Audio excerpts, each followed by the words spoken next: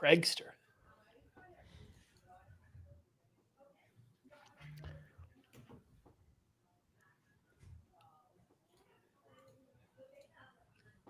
The Arrowhead Invitational heads to Baltimore. Let's talk about it. This is KC Sports Network, proudly presented by Emprise Bank. Welcome into a live edition of the KC Laboratory presented by Emprise Bank, member FDIC. This is an AFC championship game preview. Kind of used to it at this point. Matthew Lane. Hi. Hello, Kent. How are you, buddy?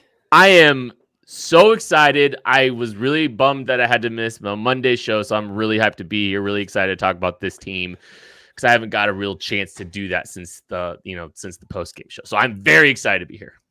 Before we even get to Craig and myself, do you just want to give a quick rip on what you thought about the Chiefs' performance against the Bills since you weren't here? Just like a Yeah, I mean, I can do that. I thought, they played a complete football game. I think Patrick Mahomes played the best game of his season. I think he's playing exactly how this team needs him to be. The Chiefs eliminated a lot of mistakes that they've made in the past and outside of one. And if they continue to play like that, they're going to be really difficult for the Baltimore Ravens to beat. So, yeah, that's my high-level explanation, thoughts on the game. So, yeah, thank you for giving me 30 seconds to do that. Of course. No problem, buddy. I'm glad that you were able to get that in 30 seconds. Craig, how are you doing, pal?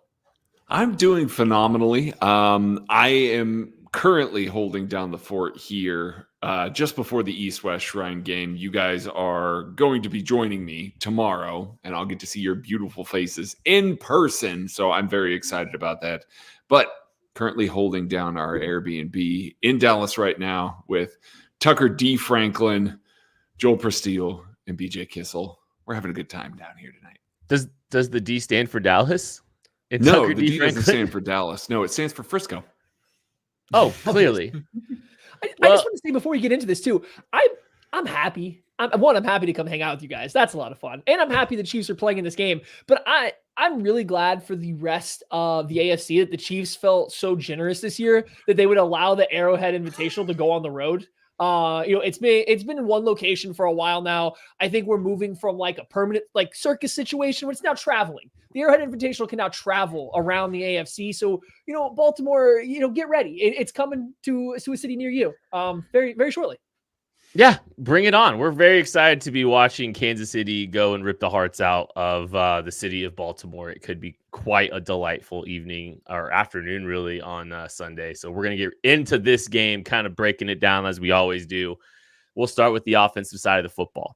Obviously, the Baltimore Ravens defense is being praised, as they should be, as one of the best, if not the best defensive units in the entire league. It is a massive challenge for the Chiefs to undertake, and it will kind of test a lot of the improvements that we've seen this team make over the last, month or so, Matthew.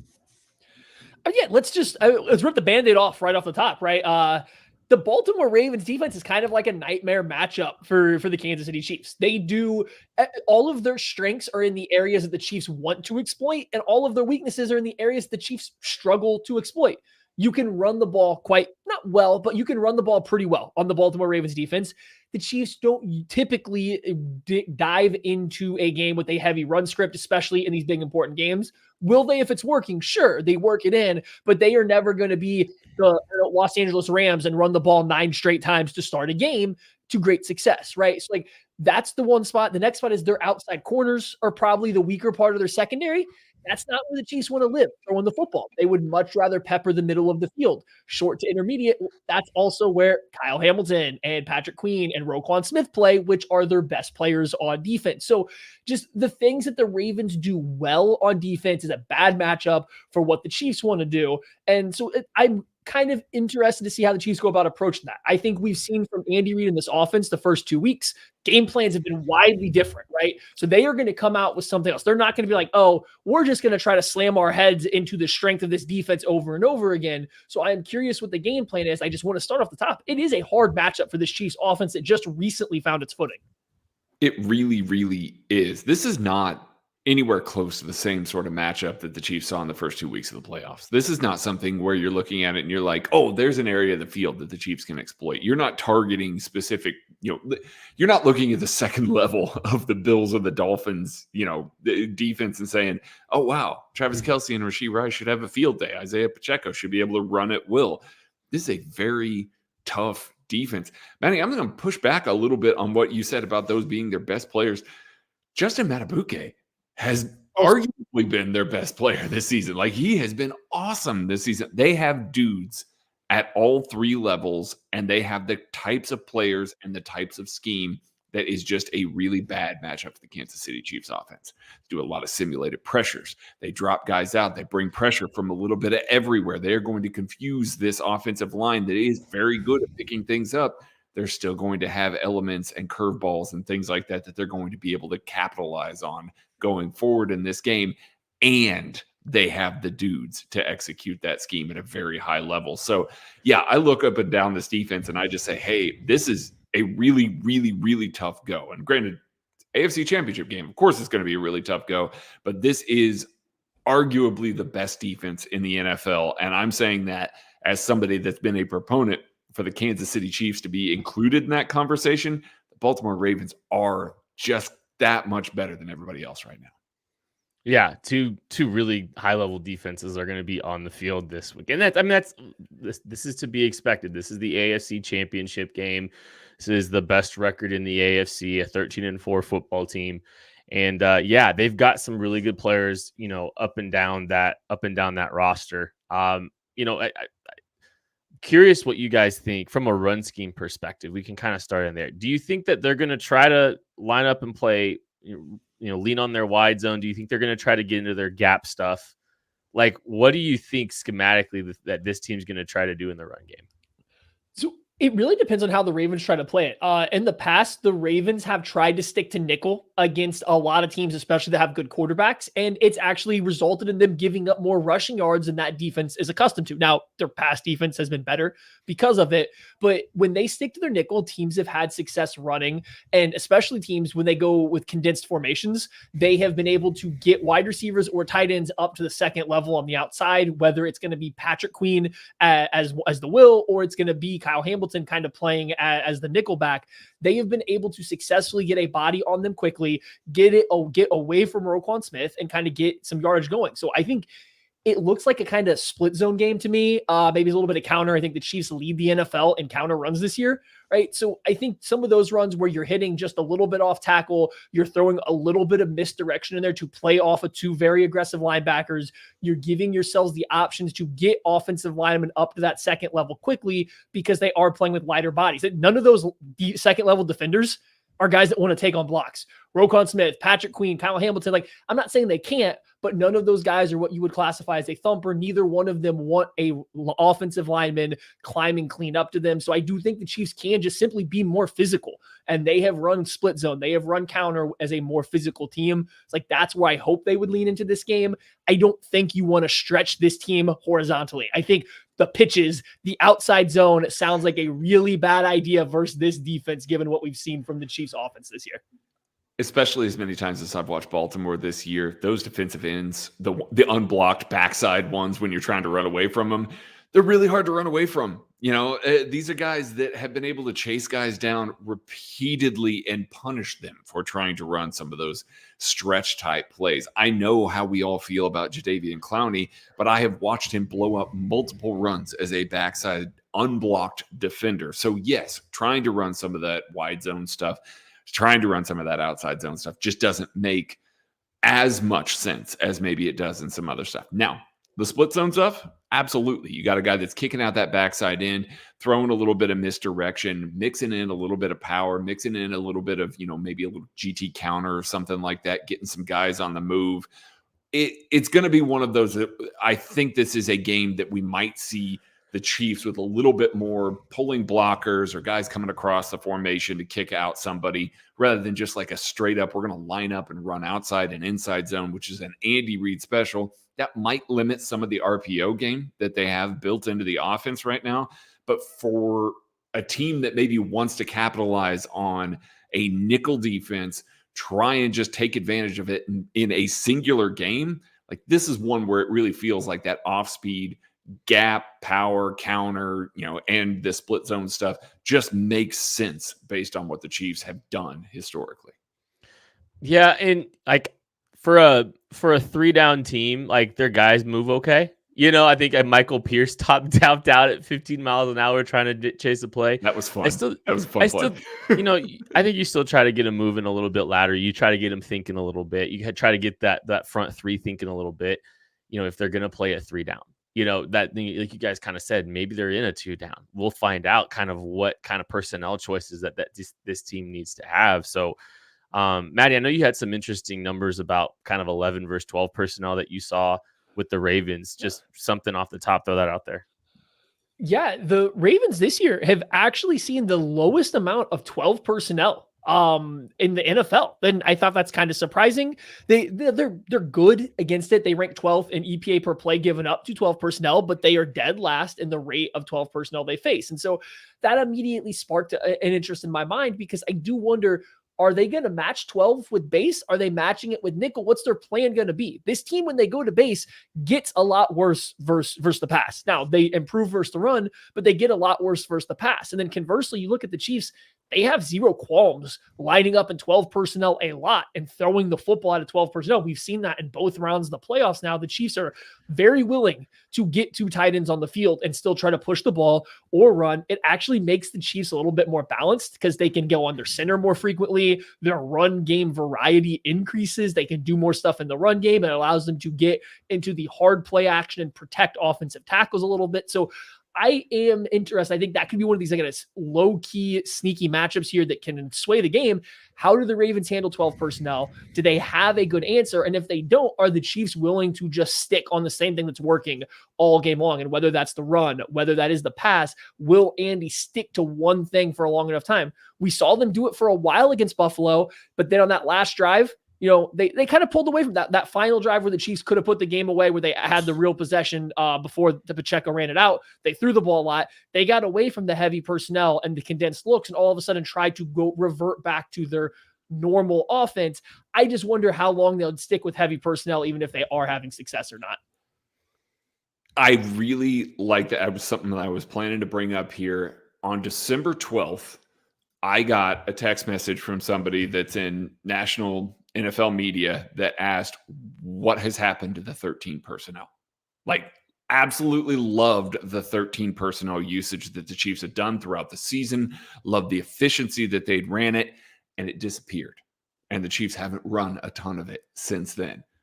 This feels like the type of game you want to ensure that you are, getting Baltimore out of some of their blitz packages. We've talked about this before with Steve Spagnuolo and his base defense. Steve Spagnuolo is a very creative individual. He's got all sorts of blitz packages, all sorts of pressure looks that he can bring from a variety of packages. His base defense has the least of those.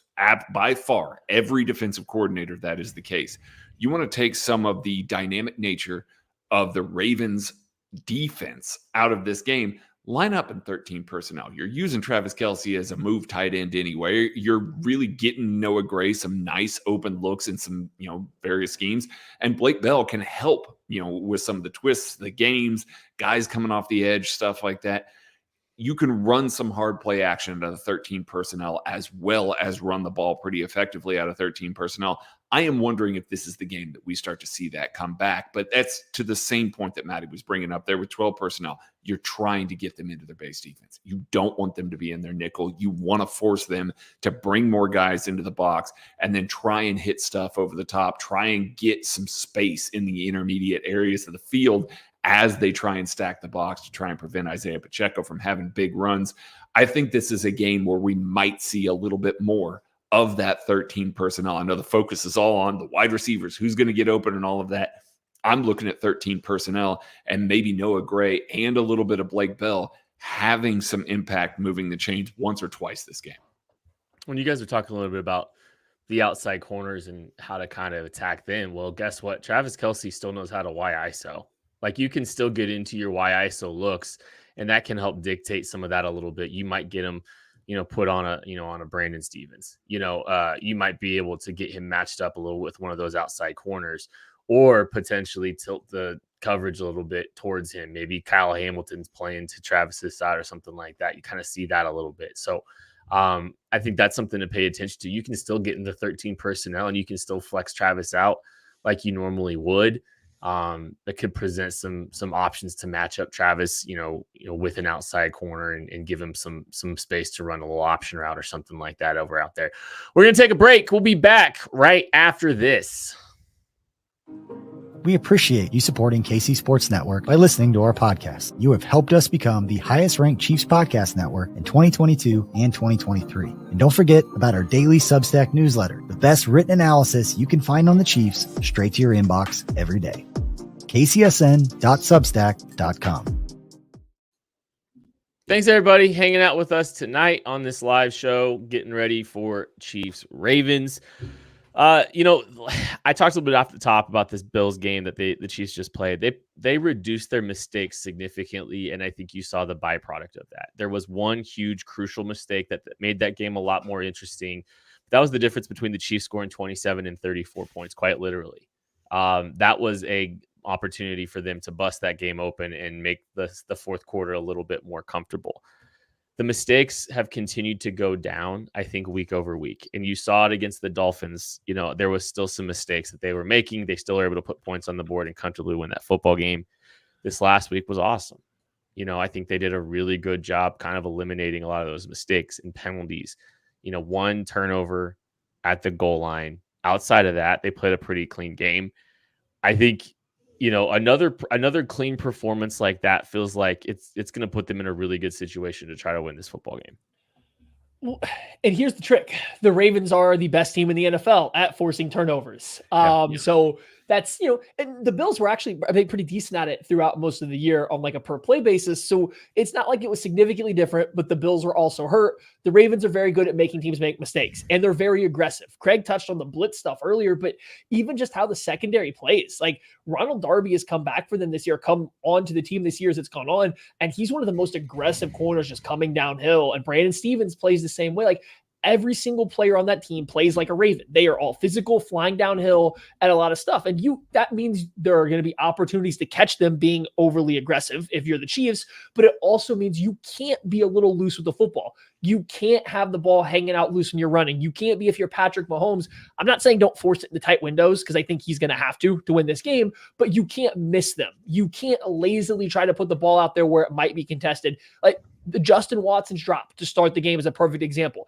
I think if that throw happens a half a second earlier, it's perfect. The DB still has no chance to make the play. But if you do that versus the Ravens and it's that half a second late, not that the receiver still couldn't have caught it, but now you're putting the ball in danger versus a secondary that is very good at taking it away. So they just do have to be a little careful, I think, in this game, especially to start, that they don't give the Ravens a chance to create turnovers, let the offense get in rhythm. Because once you fall behind against this team, it gets really, really difficult. You want to keep it close the whole game, if not get out ahead of them. Like, game script is huge. And I think not having these mistakes, and whether that's penalties getting behind the sticks and letting Mike McDonald do a complete Steve Spagnuolo thing, we're Chiefs fans. We know what Steve Spagnuolo does when it's third and long. The Ravens do the same thing all the time. You don't want to be in that spot, or you don't want to turn the ball over. So, I think it is going to be a big part of this game is to not be sloppy with the possessions of the football or the penalties.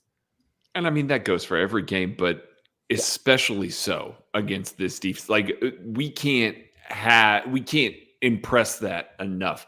Roquan Smith, Patrick Queen in the middle of the field are the type of guys that, if Patrick Mahomes is trying to layer a ball over the middle of the field, maybe he's a little bit more lazy with it. Maybe he's, trying to put a little extra touch on it or something like that, trying to drop it over one of those guys. They're going to go up and get it. Kyle Hamilton is really good at undercutting routes, coming up with big plays. He has been absolutely stellar at doing that in his young NFL career. That's where the Chiefs are throwing the majority of their passes right now, in the area of the field with those three guys. And so that's one of those that you can't have situations where you're trying to basically drop something in not lazily, lightly or something like that, trying to layer something in, because one of those guys can come up there and make it happen, especially with the way that the Chiefs receivers and tight ends attack the ball. These guys don't go up and get it. They don't go up and play with strong hands very often. So If you've got a guy like, an MVS that's drifting away from the ball and Patrick is trying to drop it in there, Kyle Hamilton will run in front of that and jump it. That could be the difference in this game. This Ravens defense is so good. The offense that we're going to get to pretty soon here, the Ravens offense, is going to try and drain this clock. That's just the way that they play football. That's the way that they do things. So every opportunity counts in the biggest way. I know that we just got done seeing the Chiefs overcome one of those major turnovers against a good football team in the Buffalo Bills. This is a better football team in the Baltimore Ravens. So once you get behind the sticks, once you get behind those sorts of situations, you're just going to be in trouble against this defense because they get to tee off in all the same ways that we remember a Wink Martindale defense doing it against the Kansas City Chiefs. I remember hearing a quote once about Patrick Mahomes saying, they throw everything at us, literally everything at us with a Wink Martindale defense. That's what it feels like with this Mike McDaniels defense too. So it's one of those that a little bit of everything they're going to see, and you got to have your head on a swivel, and you've got to make sure not to put contested balls up in the air right now with these Chiefs receivers. A good place to, an easy way to avoid contested passes is to throw over the top too. And the Ravens are a very, very, very good defense. This is not the most athletic backs, secondary that you're going to see. No. Outside of Brandon Stevens, there's a lot of 4.6s in the back end of their defense. So if you are able to try to get past them a little bit, that's an opportunity. Like a big explosive play would go a long way in the Chiefs winning this game. If they're able to just run past this Ravens defense, if they're able to, hit a big play down the field over the top, that could be a huge help to this team trying to win this game. Matthew, I know you had something you wanted to talk about on the blitz. Yeah, I think we see the highlights of the Ravens. You tune in to watch them. You see a lot of the pressures and a lot of the blitzes, but they don't actually blitz that much. They do a lot of bluffing and they do a lot of dropping out. So they technically end up with just 4 rushers. It's just not always the 4 defensive linemen or 3 defensive linemen in a DB. They'll drop out 2 defensive linemen on a play to play in coverage to send 2 players and overload one side. So the blitzing scheme or like the pass rush in game plan is exotic, but they don't really send that many extra people. Against CJ Stroud, they did about 40% of the time.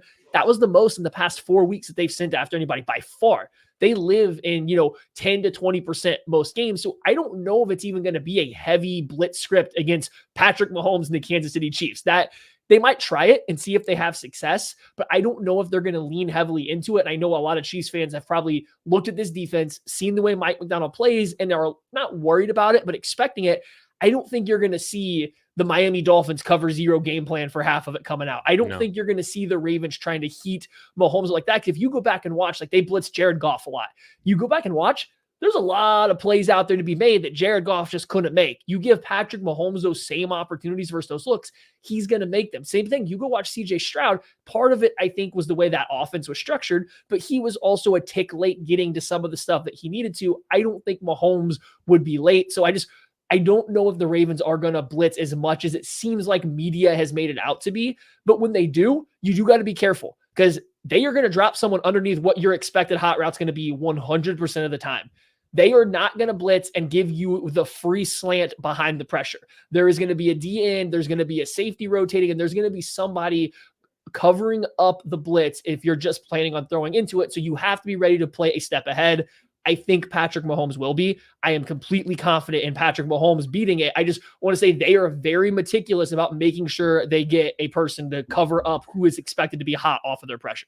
And, a lot of times you'll see, sometimes you'll see those corners playing off in some of those scenarios too. And Patrick Mahomes has been very good about throwing hitches, out routes in those kind of situations as well to beat the blitz. So he's not afraid to throw the ball outside of the numbers when teams are trying to drop under your presumed hots or your anticipated hots. And he's actually been, I think that's been one of the ways that he's been able to just taking some easy completions if they're going to try to play soft behind some of that stuff instead. Or if they're going to press, you got to go try to take it. Right. But I think I think you could see them still playing some soft coverage outside underneath some of that if they're going to try to, jump some of that stuff underneath. So sorry, Craig, I just want to jump in there. No, you're absolutely good. And, it's not just necessarily the blitz, like Matty was saying. It's those simulated pressures. It's bringing the slot, bringing a linebacker, dropping out Justin Matabuke and one of the edges, essentially dropping those guys out. You're still rushing 3 or 4, but you're not in a scenario where, your offensive line knows where everybody is coming from all the time. And that kind of points me to the point. Joe Thuney's been one of the absolute best players on this offensive line for several years now. First team All-Pro repeatedly, second team All-Pro. He's that kind of guy. He has not practiced yet this week. It remains to be seen what's going to happen with Joe Thuney. We will see. I know we all feel confident in Nick Allegretti, but if there's one game I want Joe Thuney back for, it's this one from a communication standpoint, from sorting out some of those extra rushers, sorting out where those guys are coming from, trying to figure out where they need to shift their protection to make sure that Patrick has the time when there are all those guys still in the secondary and dropping into coverage to find the soft spots. It's not just as simple as, oh, I got to throw hot, because like Maddie said, you got a guy dropping underneath that. You've got somebody that is waiting for that sort of thing. So you still got to sort out the coverage. Now, once you get 3-4 seconds into the coverage, you've got a defensive tackle and coverage, and your odds are much better. But you've got to sort out those blitzes. You've got to sort out those extra rushers early. Joe Thuney is a major help for that. So I've really got my eye on that, because if Joe Thuney can't go in this game, that is a big, big problem from a communication standpoint. I will say, though, and I agree with you, but I also think Nick Allegretti, how long he's been here, he played out his rookie contract. I think this is his 5th season in the NFL. And there's some continuity there with him in that group. He's stepped in and not skipped a beat. I think he's done a really good job. So I do agree with you. It's going to be a challenge, and there's going to be, a jump down for sure between Thuney and Allegretti. But also, I think I'm glad he's here. I'm glad he's a high quality interior offensive lineman. And if he can hold up, this offense could be electrifying. And DraftKings Sportsbook, an official sports betting partner of the NFL playoffs, is bringing you an offer that can help make the playoffs electrifying. New customers can bet $5 on any game and get $200 instantly in bonus bets. That's right. You can bet on Chiefs, Ravens. There's going to be all kinds of crazy props out there, I'm sure, that you can take advantage of. And I think the Chiefs are currently plus money right now. Download the DraftKings Sportsbook app now and use code KCSN. New customers can bet just $5 to get $200 instantly in bonus bets. Only on DraftKings Sportsbook with code KCSN. The crown is yours. Gambling problem? Call 1-800-GAMBLER or visit www.1800gambler.net. In New York, call 877-8-HOPE-NY or text HOPE-NY 467-369. In Connecticut, help is available for problem gambling. Call 888-789-7777 or visit ccpg.org. Please play responsibly. On behalf of Boot Hill Casino and Resort in Kansas, 21 plus, age varies by jurisdiction. Void in Ontario. Bonus bets expire 168 hours after issuance. See dkng.com/football for eligibility, deposit restrictions, terms, and responsible gaming resources. We're going to take a break. I'm going to take a breath. We'll be right back after this. We appreciate you supporting KC Sports Network by listening to our podcast. You have helped us become the highest ranked Chiefs podcast network in 2022 and 2023. And don't forget about our daily Substack newsletter, the best written analysis you can find on the Chiefs straight to your inbox every day. kcsn.substack.com. Chiefs time. Let's get going. So this is a big challenge for this Chiefs defense. Obviously, this has been a very good offense that has put a lot of points on the board. There's been times where they've absolutely embarrassed some teams, putting 56 on the board against the Miami Dolphins. Where do you want to start, Matthew? Like what? Pick your poison, I guess, right? Oh man. Okay. I am glad the Chiefs played the Bills and the Bills came out with the game plan that they did, because I think that is a pretty good preparation for what the Ravens would like to do. I'm not saying it's 1-to-1. Don't anybody think I am saying that. I know we have some Ravens fans in the chats. I'm not trying to say anything negative. It's just the Baltimore Ravens like to play football in the way the Buffalo Bills tried to play football against the Chiefs last week. And hey, the Bills had some success doing it. So if you want to hang your hat on that, you can. They want to run the ball. They want to get as many big bodies out there on the field as they can. And when they drop back the pass on these basic concepts, when read 1 or 2 isn't there, guess what? There's quarterbacks that want to take off. So I think the Chiefs did get a little glimpse at some of the stuff that you're going to see from the Baltimore Ravens in this game. Now, they're going to have to make adjustments. I think the Ravens, even more than the Bills, are a little bit better suited to just grind it out over and over again and never dip in the passing game.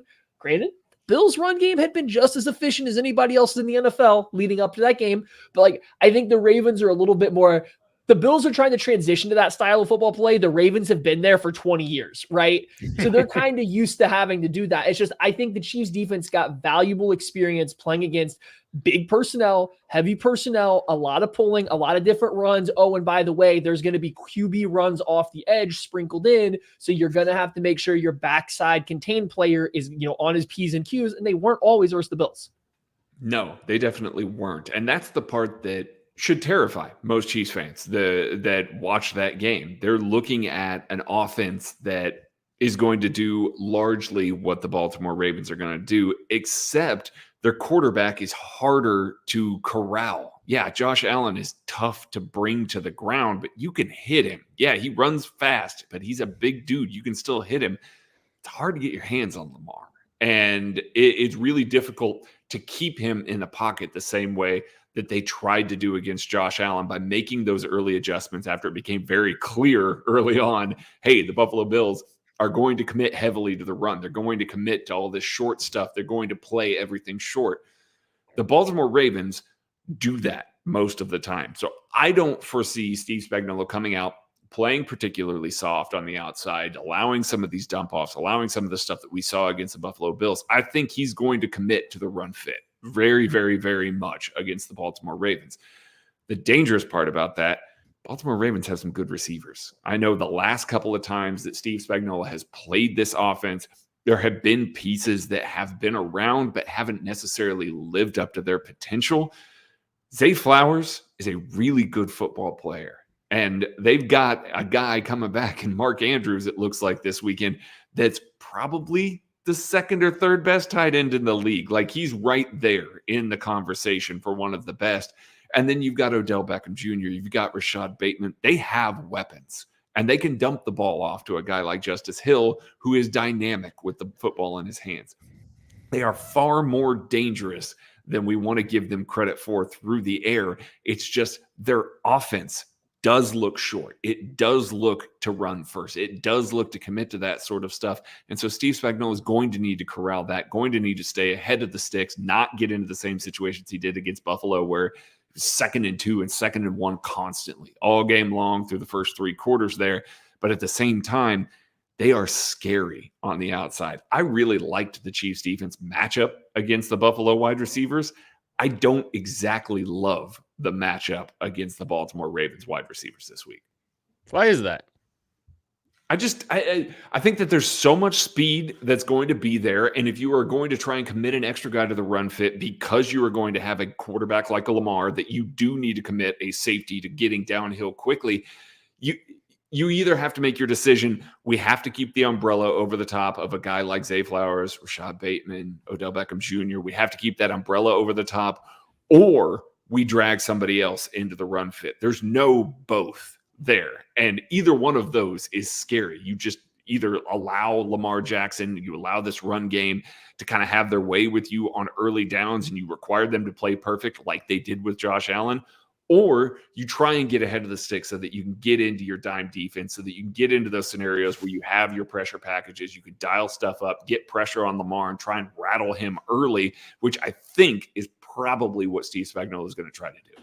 Well, and real quick, I just want to touch on the wide receivers, because I get where Craig's coming from, but I feel pretty good about the Chiefs secondary against them, actually. Odell Beckham Jr. is the only wide receiver that's like good versus man coverage. Zay Flowers, okay, but he's, average yards per route run. Same thing with Bateman. Like, their only receiver that is actively beating man-to-man coverage is Odell Beckham Jr. Hey, guess what? I kind of have a solution for that named L'Jarius Sneed. And so I feel comfortable with other cornerbacks matched up on a Zay Flowers, a Nelson Aguilar, whoever's going to be out there. So I don't know. I feel okay. Now, the question is, can you play man versus Lamar Jackson? Like, that's right. That's the trick. That's what I was going to cut back in with. Yeah. In the past, Steve Spagnuolo has been able to, and we don't know what Willie Gay is not Lamar Jackson athletic, but he's really darn athletic. And the Chiefs did not have him against the Buffalo Bills. So we don't know how they were planning on playing without him. I just wanted to say, like, I do think the Chiefs actually uniquely have some pretty good answers for the Baltimore Ravens receivers. They are better than what they have been. I just don't think I look at the Ravens wide receiver group yet and am scared when I also look across at the Chiefs secondary. I'm like, oh, I see edges to the Chiefs secondary almost across the board if we're lining them up 1-to-1 all the way down to number 4 or whatever it may be. And one quick comment on Willie Gay too that I think is kind of interesting. So I was on with Jason Anderson today on 810. If you are listening, to 810, you can listen to him and Josh every day from 10 to 2 on 810. And every Thursday, one of Craig, Maddie, or I goes on with them. So it was my turn this week. We were talking about Willie Gay, and Jason said that, there was some reports, rumblings out there. The game plan for the Chiefs against Josh Allen was to utilize Willie Gay as a spy, which doesn't surprise us all that much, right? Because we've seen Willie Gay utilized as a spy in the past. But anything that the Chiefs had planned to utilize Willie Gay and weaponize Willie Gay last week is going to be on the table now for them. So does that lengthen the call sheet a little bit more? That gives them some stuff that the Ravens have yet to see. I don't know. It's something worth paying attention to. So I don't know. Maybe this is an opportunity for them to use some of the stuff that they might have been planning on using for Josh Allen with that spy, and some of those calls kind of carry over without anybody seeing them. I will kind of also echo too, like, I would love to turn this game into the Ravens receivers versus the Chiefs secondary, because when I look at the like if I'm picking poison, I don't think I want to deal with the tight ends. I think they have two really good different types of tight ends that can, create problems, and in the run game and Lamar's legs. So if the Chiefs, of all the matchups, I think I prefer that one the most. I think that's the one where I feel the most confident if I'm looking at the totality of this offense and what they're able to do. And again, if they're playing man, sure. I just don't think that that's probably what you want to. That's a potential recipe for disaster against Lamar Jackson. Now, this game script goes a different way, where all of a sudden you've got the ability to play a little bit more man coverage. You've got the ability to stay in some lighter personnel because you're not as worried about the run. You're not as worried about a dedicated run game. You're still worried about Lamar running the ball. He's still back there, but it's not one of those where you're worried about, okay, well, how do we defend the read option on this play out of this different set of personnel? If you get the game script going that way, absolutely. Like that favors the Chiefs in a big way. You can man up against some of these guys. That secondary is still good. But, in the early going here, I think you got to pick your poison a little bit. I think the Chiefs are going to have a heavy dosage of zone, match zones, and things like that, where they keep their eyes a little bit in the backfield before transitioning to their coverage responsibility. And then you got to hope that you can win up front. You got to hope that those defensive ends contain. You got to hope that those linebackers fill those interior gaps, and you can kind of corral a little bit of what the Ravens do. It's very easy to say Steve Spagnuolo has come up with really good game plans against this Ravens defense in the past. Like, it's really easy to say, oh, this is all you got to do. Really hard to execute. I think anybody that watched the Joe Cullen clip from last week, where he's having to remind his defensive ends the game plan in the middle of the game because they're not executing it. You can't do that against this defense or this offense, because they're just too good with their run game, whereas the Bills aren't quite to the level of the Ravens in that regard. Well, and I guess we should get to the elephant in the room too here, right? Like, we've skirted around it. Like, I'm with Kent. I think if the Chiefs lose this game because of the Ravens wide receivers, I'm okay with that, because I think that is the lowest part of the totem pole that I'm afraid of, right? I would be more worried about the run game beating me. I'd be more worried about Lamar Jackson's legs beating me, or Mark Andrews and Isaiah Likely going off. Like, I think the wide receivers are at the bottom end of this is what I'm afraid of. But here's the ultimate, like, in all of the passing game X factor, the blitz. Lamar Jackson, still highly suspect versus the blitz. I mean, for elite quarterbacks, he's pretty far down the list. He's maybe the worst elite quarterback in terms of handling the blitz. And sometimes he's fine. And if you're going to blitz and you lose contain and he can get out on the move, obviously he's a dangerous player. But man, when that blitz is coming, he doesn't see it, or the vast majority of the time, he struggles so much in the blitz. And especially against teams like the Chiefs with Steve Spagnuolo, who mix it up. It's not just, oh, here comes another cat blitz. Oh, here's a linebacker mugged up on the A gap. Go ahead and call it out and get it blocked up. No, when you start sending guys from places he doesn't know, he starts not drifting in the pocket, running in the pocket the wrong way. He stops looking downfield. He starts looking at the rush. I give Lamar Jackson credit. He tries to stick in pockets too. If you contain him, he will try to hang out in the pocket and maneuver around the pocket. But guess what? He holds the ball like this when doing so, and it results in a lot of fumbles. And so, at the end of the day, the Chiefs didn't blitz Josh Allen hardly at all. They played very passive coming after Josh Allen, which is different than how they have played him in years past. It's different than how they played him earlier this year. I would be absolutely floored if they go back to that same game plan against Lamar Jackson, based on where Steve Spagnuolo's had success blitzing him in the past, and based on the fact that just how different Lamar Jackson looks once he starts getting flustered by the blitz. And like, it has a snowball effect on him. You get home once or twice, it takes a few good drives that they have to really get back in rhythm before he returns back into that same MVP level quarterback. So if you keep him on edge all game, which is doable, it's been difficult this year for teams, but it is doable, especially if you are good at creating nice pressures. He looks a lot worse, and then you really start to challenge his arm. We've seen him make very, very silly decisions. You've seen him make very, very poor throws. So like, he is a quarterback that under pressure, especially versus the blitz, dips a ton in his level of play. So that's how you balance out, I think, the mismatches in the coverage unit. Well, I think you saw that in the second quarter of the game against the Texans too. Ooh, yeah. Like, he got out of rhythm. He looked lost. He looked confused. And I think it's going to be on Spags to put a lot on Lamar Jackson's plate, to confuse him, and to, kind of throw a lot of different stuff at him and really getting him think. I think there was some comment about, if you can get Tua to tap that ball, then you've got him, right? I think there's a little bit of that to Lamar, where obviously there's a dynamic element to him after he's held onto the ball a beat longer than he wants to. And you've got to be able to contain. You've got to be able to play discipline in your run fits. You have to bring him to the ground when you get a free rusher, like they failed to do against Josh Allen last week.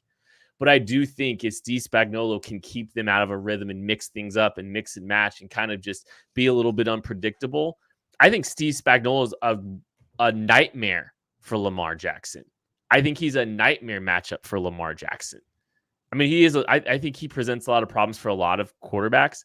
But I think if you're getting Lamar to hold the ball a beat, and you can stay disciplined in your rush, I think a lot of good things are going to happen. I think I think that falls on early down success, right? You've got to be good against the run in early downs, and they're going to get a couple of theirs here or there, early down throws. But yeah, I just think if you can put them in a neutral to pass heavy game script, I think good things can really happen. And even if it's a neutral game script, I trust Steve Spagnuolo to be able to present and give Lamar Jackson some things that are going to hold him up a little bit. Yeah, sure. Again, Steve Spagnuolo is one of the best postseason defensive coordinators that is active right now. Potentially ever, but it certainly that is active right now. So there's going to be a wrinkle there that we're not aware of. There's going to be something new that he's going to break in this week. There's going to be something that he has seen, or Joe Cullen has seen, or Brendan Daly has seen, or Dave Merritt has seen. All of these guys are coaching at such a high level this year. And so I do expect that we're going to see some new stuff. We're going to see some wrinkles. We're going to see some unscouted looks. We saw that against Miami, and it really confused the Miami coaching staff. They didn't know what to do with what they were putting on tape there. So I'm sure that there's going to be something there. I don't think it's going to be the same scenario that we saw last week, where they lose Mike Edwards, they lose Willie Gay, and now all of a sudden they kind of revert to this softer shell, not playing quite as aggressive in the flats. I don't think we're going to see that level of kind of cushion that's out there. So I am just really curious to see what's going to happen there, because they really have to play. Yeah, go ahead, Ken. Yeah. Well, I was guess. Do you think do they throw the 3-3-5 out a little bit, and a little bit of run blitzing, little run blitzing with,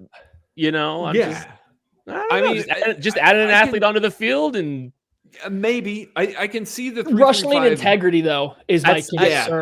That's exactly it. If it's a 3-3-5, Baltimore should just come out and throw the ball all the time. They don't want to run into the teeth of that. They don't want to try and get to the edge on Sounds that. great. I mean, sounds awesome. Like, let's turn it into a Lamar versus Mahomes game. Like, but that I don't know. They've tried to use it on like some second and mediums, or if there's a second and long where they've got 12 personnel on the field. It's kind of like a hybrid big versus, sub package run there. And by doing that, you're still keeping those guys in the box. You're still pushing that there. you get a little less dynamic rushing the passer. You get guys that aren't necessarily as comfortable at keeping rush lanes.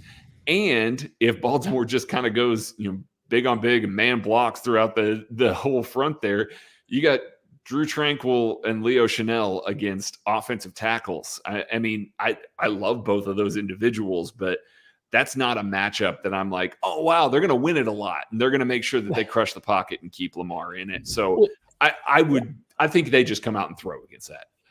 Yeah, and I don't know if you can do the 3-3-5 against so many of the two-back looks. Like once they get the fullback in there and stuff, like I don't know if you can do the 3-3-5 there. And then if they are going to come out and throw, I was just thinking like the Chiefs, if they're in the 3-3-5, have to blitz or have to be exotic because you can't you can't line up in the 3-3-5 and rush 3 or 4 and maintain your rush lane integrity. It would have to be specifically second and very long or third and long where they can't just pick up 5 yards and have forever to throw the ball. So it has to be very specific use. I did want to mention on the blitz thing too here, or just overall, Lamar Jackson versus the blitz pressure to sack ratio is over 20%.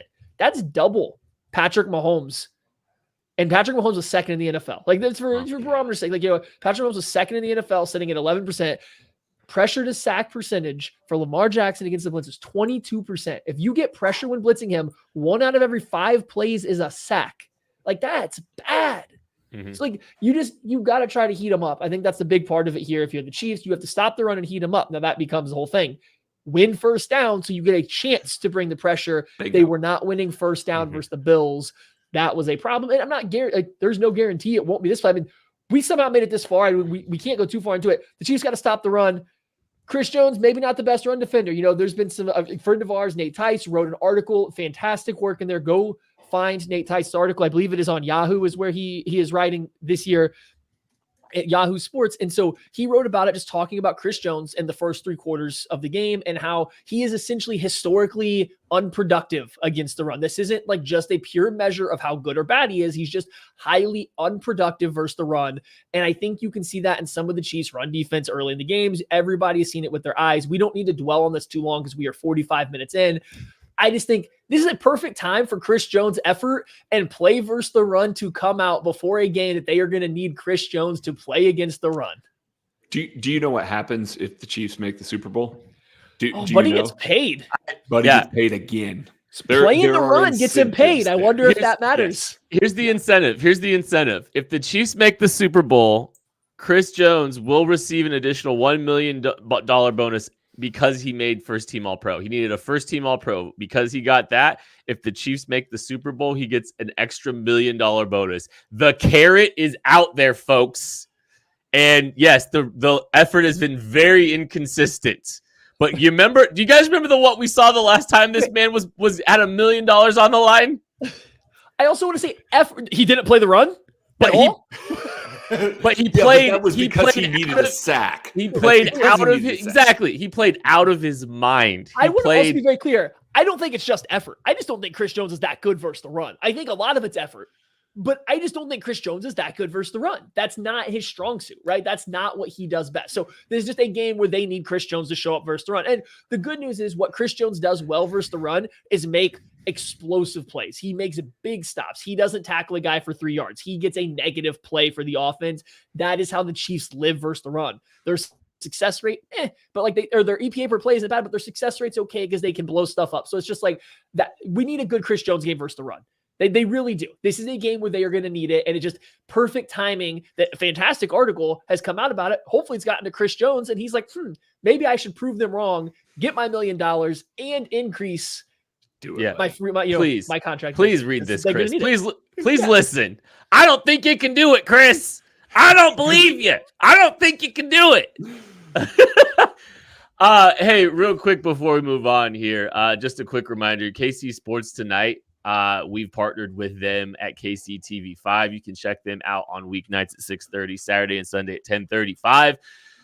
We at KC Sports Network, you can check us out every Tuesday on KC Sports Tonight as well. So make sure you're checking that out. They've been a very fun partner to be working with here this last season. So it's been a lot of fun.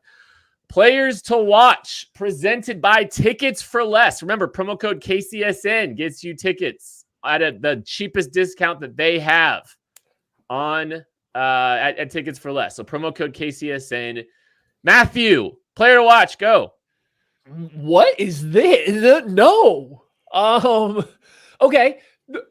Woo. The first round, I went with Travis Kelce, and it was a big Rashee Rice game. Then I came back and went with Rashee Rice, and it was a little bit more of a Travis Kelce game. So let's just keep on my same little path here and take the Rashee Kelce combo. I'm taking both of them here because one of them has to have a big game for the Chiefs to win here. One of them has to go off in this game.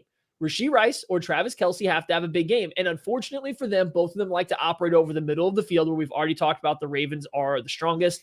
But I think this Chiefs team, Andy Reid, Patrick Mahomes, everybody is good enough that they can make these guys open. They can get them open. They can scheme up plays. And I think Rice and Kelce are talented enough. So one of those two is going to need a big game. I'm cheating. It's upsetting Kent. He's very disgruntled. I don't care. One of them has to go off in this game for the Chiefs to put up the points, which, by the way, might only be 13 points. I don't know, for the Chiefs to win this football game. Did you jinx both just now? No, you didn't jinx him. There's a chance. Jinx him.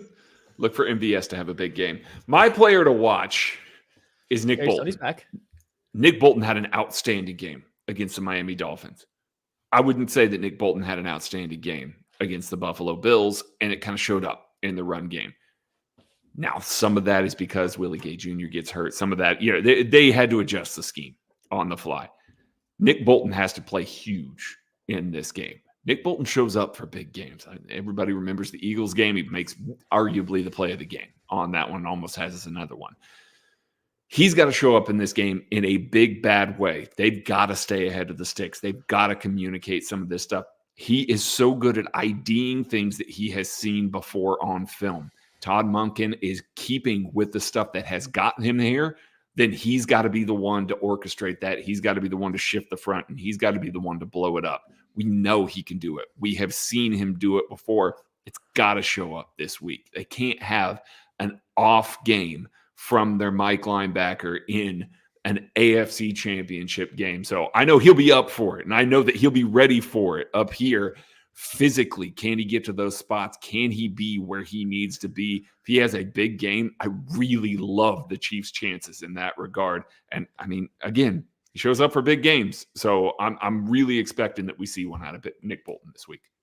Yeah, I think that second level is going to get tested in a big, big way, and I think they need Willie Gay back. I think Nick Bolton's having a big one. I just gut feel.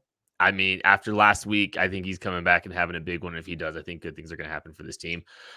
I'm going to bring it right back to Chris Jones. He's my player to watch. And I think to all of your points, I think he's one of those guys that can really we know it's in him. We know what he's capable of doing. And we know he made a really big play late in that football game. But this team needs 4 quarters of complete Chris Jones football to win this football game. And it's got to be run, and it's got to be pass, and it's got to be rush lane discipline, and it's got to be a march to the quarterback. They need, they need him badly to just come in and play his best game of the season. And if you remember the last AFC championship game, we got one of the best Chris Jones games of his career, an iconic game against the Cincinnati Bengals. Granted, it was a different offensive line he was trying to deal with, but he was an absolute problem in that game. And he was a huge factor in the Chiefs being able to disrupt. So I am going to go with Chris Jones. Massive opportunity for him, especially, hey, look, I know you got $1 million on the line, Chris, that's great, but you got millions and millions and millions and millions and millions and millions of dollars on the line as well for your for your next contract, because there are some underlying metrics that probably aren't going to be in your favor. You can shut a lot of that up with a big game here in the AFC championship game. All right, folks, it is prediction time for this game. AFC Championship, not the Arrowhead Invitational. Well, Arrowhead Invitational in Baltimore. What you got, Craig? Anybody who's listening to this right now is probably sitting there going, well, I know where Craig's going with this. And if I was picking with my brain, this would be a little bit more of a toss-up. But I don't pick championship games with my brain. I pick them with my heart. This Chiefs defense is going to come out with a wonderful strategy. Chris Jones and Nick Bolton are going to play well. L'Jarius Sneed and Trent McDuffie are going to be awesome. And, those 2 tight ends that we're worried about a little bit for the Baltimore Ravens, yeah, Justin Reed is going to make his presence felt too. I think that the Chiefs defense comes out with an excellent game plan, and the Chiefs offense is going to come out. They're going to find ways to move the ball against a very good defense. This is going to be a close, tight affair throughout the entire game. Harrison Butker hits a field goal as time expires for the Chiefs to win this one, 24-21, and go to back-to-back Super Bowls. Whew. All right. Well, I'm glad I'm in the middle again. We know how this works. I took him last week. We have to sandwich the potential negativity. I had to pick against him last week because I was picking with my brain. Unlike Craig, I can't not pick with my brain when it comes to these things. I got to be a little logical with it. I got to have reasons on the field that I am picking a team to win. And like this Baltimore Ravens team is historically one of the best teams to ever hit. They're like the fourth best team by DVOA of all time. And you consider the strength of opponent they've played, everything. Like it's such a good football team whose strengths align perfectly against a lot of the Chiefs' weaknesses. The Chiefs' strengths play right into a lot of the Ravens' strengths. Like it's such a good matchup for the Ravens, but it don't matter. There's no chance I'm picking a team who's led by a quarterback who hasn't won a playoff game when the opposing team scores over 13 points. You're 0-3. The Ravens are 0-3 with Lamar Jackson at quarterback when the opposing team scores over 13 points. Are you kidding me? That's who I'm supposed to be afraid of? Hell no. Give me Patrick LaVon Mahomes. He is the guy that's been there. He is going to go back and do it again. We can sit here and talk about all this different stuff of why they might not win, why it's a hard matchup. I agree. I said I needed something on the field to buy into. Here's what I'm buying into. You got to score more than 13 points to beat the Ravens. That's number one. Number two, I've seen Patrick Mahomes play in the playoffs numerous times. The past 6 years, really. He's pretty damn good. You know what? I think he's going to figure out this Baltimore Ravens team who has struggled when they have seen good quarterbacks across from this year. They have given up yards. They have given up points to good quarterbacks. Chiefs 24, Ravens 20. I think the talk has been relatively muted by the Ravens, and good for them because they might know better a little bit, just a little bit. Still running their mouths a little bit. Some of the national media kind of annoying me. We have people saying that this might be one of the best teams in the history of the National Football League lining up. We have some people saying the 13-4 Baltimore Ravens are one of the best teams of all time. We have people trying to put Lamar Jackson in the same stratosphere as Patrick LaVon Mahomes.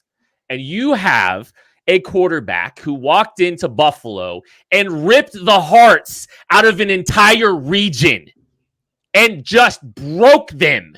They are broken now. And we've got all these people trying to compare the best competitor in the history of the National Football League, the Michael Jordan of the National Football League, to somebody else. There is nobody else. Put as many MVPs as you want on Lamar Jackson. He can't touch the best player in the world. And the difference in this game is going to be the best player in the world doesn't make mistakes, and Lamar Jackson does. He ain't about this life. He can't sniff this guy. The best player in the world is in Kansas City. He has been reminding everybody and exceeding expectations and silencing doubters for 6 years. It ain't changing this week. We will see you in Dallas celebrating a Kansas City Chiefs AFC Championship game, holding up Lamar's trophy in someone else's building. 27-21 Chiefs win. Get ready for 2 more weeks of Chiefs football. We'll catch you later.